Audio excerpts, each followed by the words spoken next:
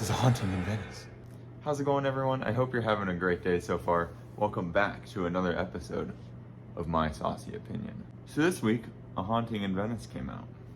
And right off the bat, I can tell you, I was a little more spooked during this movie than I was during The Nun 2.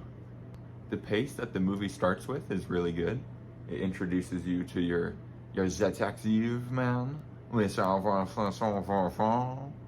And he's obviously from the other two. You got Murder on the Orient Express and there's one other one. I don't think it's Death on the Nile. I might have that wrong.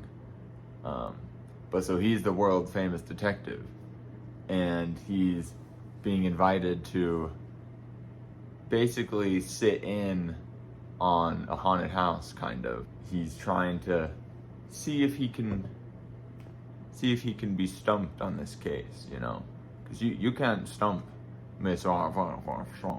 There's some good tension and it's kind of spooky. One thing I wasn't expecting to like about this movie too much was Tina Fey's role. I didn't think I would be like, I like Tina Fey as an actress and stuff like that, but I didn't know if I would really be jiving with being a big role in that kind of movie. But she happened to be one of my favorite characters. I think mainly what stood out in this movie was performances. So all your big key actors, they all had their moments where they had their huge kind of monologue thing and it was their time to shine. I will say that this was a mystery I was not able to figure out. Got to the end of the movie and yeah, I didn't guess one piece of the mystery. So I didn't have jack figured out. The movie did a good job of misleading your head in different directions. You know, like, there was one part in the movie which was kind of interesting. There's this little girl that's like whispering to our and I thought the girl talking was in the theater, like behind us, not actually in the movie. And then when it turned out to be in the movie, it was kind of like, well, I wouldn't say this is a scary movie by any means, but they do know how to build tension a lot better than The Nun 2. I would say if you do enjoy your detective films and murder mystery, this is a fun one, and it's fun to see if you can try and solve the mystery before it ends. It's not by any means a blockbuster smash or like the greatest movie of the year, but that doesn't mean it's bad, you know? It's still a fun time. It is a tough movie because it's hard to say a lot without spoiling like the whole movie, because the whole movie just revolves around solving that mystery, as do the others. So you really just got to go in and see that mystery for yourself.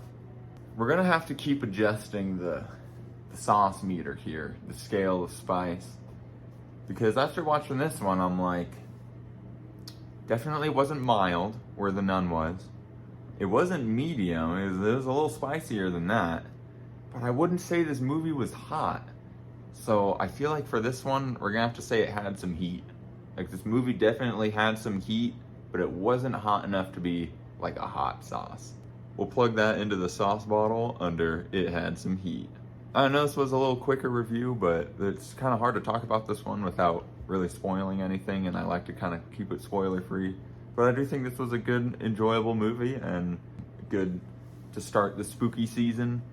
Kind of gets you in the mood and like, okay, that wasn't scary, but now I really want some horror movies, which we get next week. We got, not only do we have It Lives Inside, which comes out on September 22nd, but we also have No One Can Save You, which is an alien horror movie. Ooh, those two, Baba Booshka, those will be good.